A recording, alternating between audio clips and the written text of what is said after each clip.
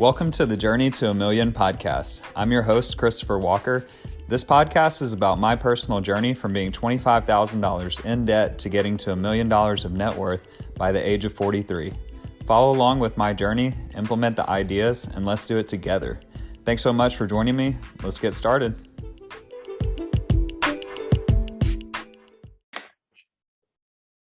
Hey, what's up out there, guys, and welcome back to another episode of the Journey to a Million podcast. Today is September 6, 2021, and it's Labor Day, so happy Labor Day out there. I just wanted to make a quick episode today just to check back in after the weekend from the first week of college football to see how we're doing on our $1,000 investing versus sports betting challenge. So it was a fun week. First week of college football. Did pretty well, I think, for the picks. And then crypto is up a little bit as well. So let's just dive right in. So first game we're going to talk about was Alabama against Miami. And that game was played in Atlanta.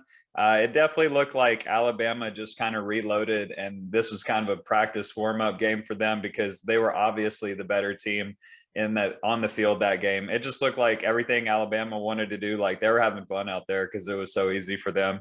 They dominated 44-13. And I mean, they kind of put the brakes on in the second half and just kind of, managed the game, but the defense was getting turnovers left and right. So, it was just looked like they were having fun out there. So that was $50. A win. Alabama covered the spread minus 19.5. And then the next game we had was Texas Tech money line. And that game was also at a neutral site in Houston. Well, semi-neutral. It was at NRG Stadium and they're playing Houston. Houston came out strong, got like a couple of good plays. And, they were up, I think 21-3 at one point. And then at some point, Texas Tech just figured out that they were actually the better team, and they ended up winning that game 38-21. So I'd have to go back and look to see if that score was right, but I know it was something like that. And then just Texas Tech just dominated and shut Houston down for the rest of the game. Interestingly, with some of these games, it looked like with football, especially in general, you kind of have like momentum play or some kind of spark play, and then from then on out the other team just kind of like, once that happens, they just play like lights out for the rest of the game. And that's exactly what happened with Texas Tech. Like once they got a play, it kind of spiraled into like all their momentum. They started playing hard with heart. And then that's what the thing with college is, just like you get those momentum plays and then the whole game can shift just like that. So that was another win.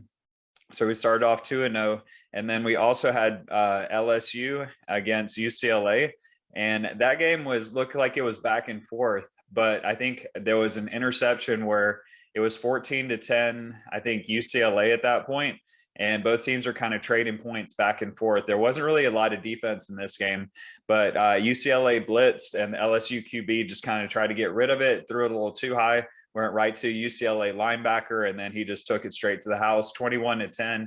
And then from then on out, it didn't seem like LSU could really stop UCLA. Chip Kelly was calling some great plays, and it just seemed like UCLA was getting like 10 to 20 yards per play. Like it was just, no chance of stopping them. So LSU came back a little bit at the end, but they just couldn't stop them. And it was 38-21 or 27 final score at the end. So that was a loss. That was minus $70. And then the last game was Georgia plus 3.5 at Clemson. That game was at the Bank of America Stadium in Charlotte. Another neutral site game, and Georgia just shut Clemson down all game. It was a very defensive game, 10-3 final score, but that was an easy cover for that plus 3.5. That was never in doubt. So nice job by Georgia.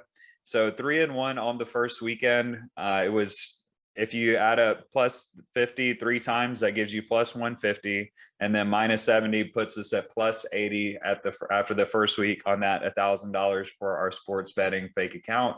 And just as a reminder, these are not real picks. I'm just doing this as a fun exercise to see where we would be at the end of football season. So good first week, 3-1. I felt good about my picks, but I like to pick these non interconference matchups, just have two teams where the SEC teams and the teams that seem to have more talent for the most part dominated, but LSU's defense, you know, they just look pretty suspect. I don't know if it was more that UCLA's offense and Chip Kelly was playing really well and lights out, but they just could not be stopped. So LSU, I think they're going to have to look at that defense for the rest of the season in the SEC. All right, then we're going over to our cryptos. Cardano actually has been down. We bought in at the all-time high of $3, which, you know, is not always the best idea, but, you know, I think Cardano it might be down in the short term, but I think going forward, it should be a blue chipper for us.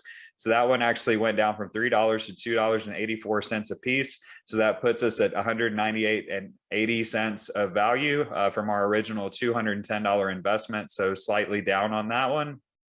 Also, interesting thing on Cardano is there's actually been some FUD. And if you're not sure what FUD is, it's fear, uncertainty, and doubt. And some of the people are posting stuff on social media saying that the new smart contracts rollout is not going to be able to have, you can only have like one task happen per block or something. And it's just not true. And so it's a lot of fake accounts and bots that are spreading this misinformation on Twitter to try to manipulate the price and keep it low in an effort to help other projects. So interesting. I don't know how much effect that's actually playing into Cardano right now, but we do only have a week left until smart contracts roll out. So we need that. Hopefully it'll be a short term, just kind of like everyone's like, okay, like that was dumb. Let's just move forward.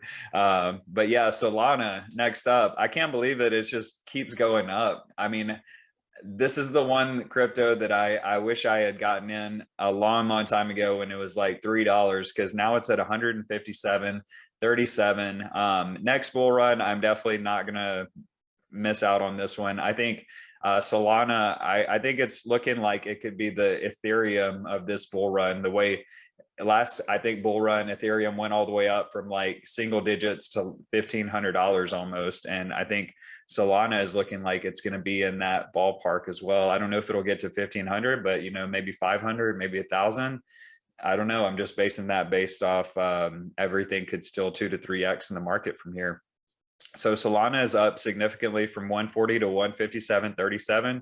So we made up a little bit of ground with that investment. And then Mana, that one is only up about 3%. It was $1 when we got in, and now it's at 103. So we're up 3%, you know, fine. And then XRP is up from $1.30 each to $1.37 each. So that puts us at 274 compared to our $260 investment. And then Stormex is another bigger gainer out of the top 5, or the 5 that we invested in. It went from 3.5 cents to 4.2 cents. Not a big gain in money wise, but it's a bigger gain in percentage. So I think it's like a 20% jump for Stormex. So awesome job by Stormex. You know, this one can be more volatile, so we just have to watch it. And when we get a 2 to 3x on Stormex, or a double our money, maybe pull some profits out and move those back into a blue chip stock, blue chip crypto, because if we leave it in Stormex, when it goes straight up, you know, eventually it's going to slow down, and then we might lose like 25 to 50% of our gains. So that's just a strategy overall on crypto and our investment portfolio. We're now at 1,047.22, and that is actually a $47.22 increase. So betting has actually been a better strategy after 1 week, but you know, this is a very short sample size. Sorry. So, you know, we're up 80 on betting compared to 47.22 on investing, but we still have a long way to go. So let's see how we do from there. I'm also going to post a link to that AltCoin Daily video in my bio for this or description for this video. So if you guys want to look at that to get more info on the Cardano price manipulation based on the fear, uncertainty, and doubt that's been out there on social media, you can do that and check it out. So also great crypto content being posted out there today from BitBoy Crypto. And then AltCoin Daily as well, as we mentioned. And that's it for today. Short and sweet. Y'all have a good rest of your Labor Day. I'm going to go watch some Harry Potter, trying to knock out all the 8 Harry Potter videos this weekend. So got 2 yesterday. All right. Y'all have a good one.